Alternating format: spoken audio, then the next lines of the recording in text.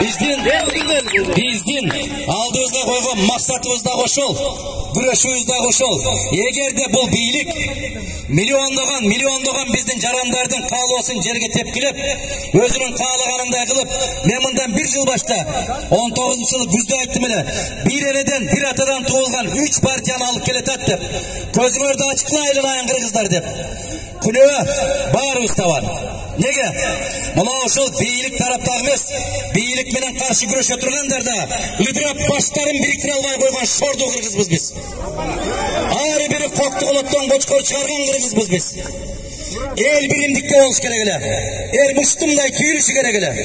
Бирок ачык айталы, саясатчылардын дагы койнундагы котур таштары бириктирген жок бизди. Biz muştumday tüyülmeyince daim birliktin cemi olup kelebиz. Gözümüzde açışımız gerek. Oylanışımız gerek. Tolganışımız gerek.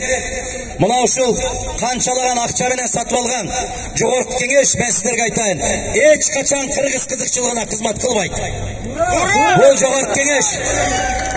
Бұл Жогорку Кеңеш өздері каалап, эгерде Жээнбеков бүт баарына бирдей шартты түзүп бердик деген болсо, мен жарыялаган ушу Бишкекте терең жаңылышат.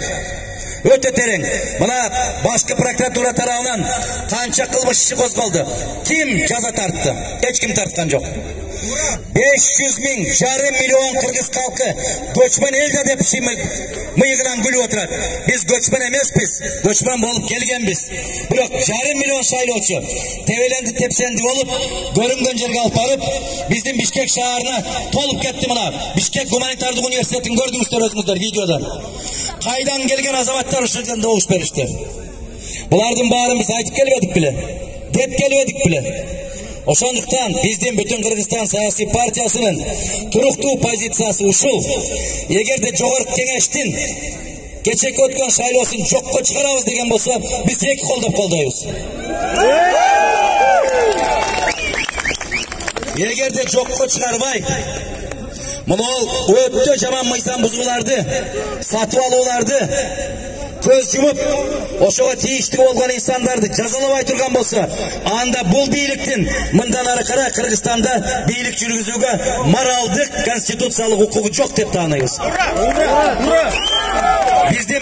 Биздин позициябыз ушундай. Урматтуу кыргызстандыктар, бишкектиктер, кызычуу калтырбайлы. Биз аябагандай чоң тартиптүүлүктү, ыймандуулукту көрсөтөлү. Biz üçün mıyzamdуулuk, Kırgızstandagы тазалык биринчи кезекте турат. Караңыздар, Москва шаарында 700 миңге жакын кыргыз бар. 700 миң кыргыздын бүтүндөй конституциялык укугу тебеленип, болгону 5 миңге жакын кыргыз кириптир. Бийликтин бутагы эл деген, бийликтин булагы эл деген сезим кайда калды? Бұл эмне деген сезим? Эмне үчүн кээ бир азаматтар келип, өздөрүнүн турган жеринен паспортунан таап, өздөрүнүн тизмесин таппай калып атат. Мынол өткөн шайлоо арам шайлоо. Бул мыйзамдуу шайлоо эмес. Бул шайлоо эмес. Бул кыргыз элинин каалоосу эмес. Ошондуктан мындан ары карай кандай чечим кабыл алабыз? Урматтуу кыргызстандыктар, жай баракат болуп туруп, бирок чечкиндүүлүк менен, майтарылбас өркүбүз менен, чындыкты көксөгөн көкүрөгүбүз менен, чыдамкайлыкты көрсөтүп, өзүбүздүн адамдык укугубузду кайрадан колубузга кайтарып алганга жетишибиз керек. Биздин чечим ушул. Жашасын эгемен кыргыз мамлекети, жашасын эч качан чөгөлөбөгөн, эч кимдин көзүн карабаган, бирөөнүн алдында мөлтүрөбөгөн кыргыз эли. Бар болуңуздар. Рахмат.